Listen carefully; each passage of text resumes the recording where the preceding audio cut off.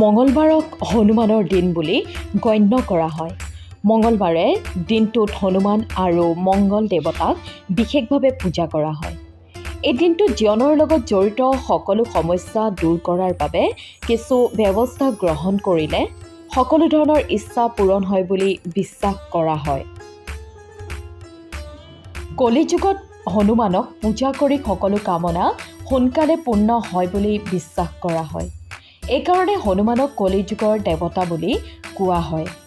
আজি আমি আপোনালোকক কিছু প্ৰতিকাৰৰ বিষয়ে ক'ম। মঙলবাৰে এইসমূহ ব্যৱস্থা গ্ৰহণ কৰিলে জীৱনৰ সকলো সমস্যাৰ অন্ত পৰে বুলি বিশ্বাস কৰা হয়।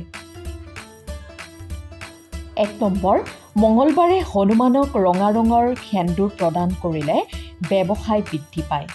ইয়াৰ বাহিৰেও মন্দিৰৰ ছাদত ৰঙা পতাকা লগালে আকস্মিক সংকটৰ পৰা মুক্তি পোৱা যায়।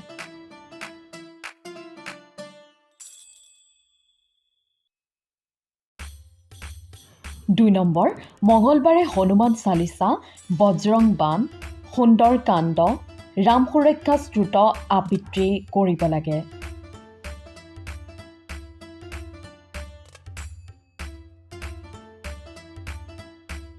3 নম্বৰ, মঙলবাৰে এজন মানসিক ৰোগীক সেৱা আগবঢ়ালে মানসিক চাপ চিৰদিনৰ বাবে আঁতৰি যায় বুলি বিশ্বাস কৰা হয়। 4 নম্বৰ, যিকোনো মঙলবাৰে বছৰত এবাৰ ৰক্তদান কৰিলে হনুমানজীৰ কৃপাত দুৰ্ঘটনাৰ পৰা হাত সাৰিব পাৰি।